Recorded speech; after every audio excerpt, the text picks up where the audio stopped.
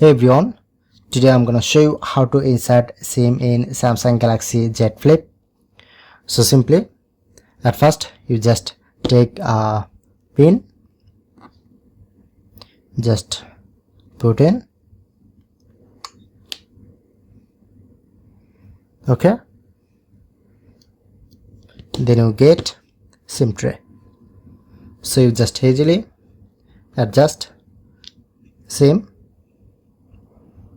So look here, showing here to SIM option. So you just easily add SIM in this tray. Set first take a SIM card and follow this corner, just add, okay.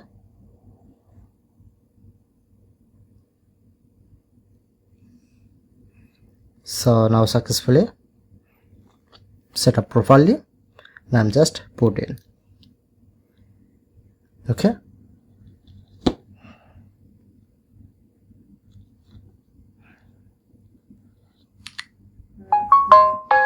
So look here, now successfully set up this SIM card, and the another SIM card need to add eSIM because this phone is allow only on physical SIM and on eSIM.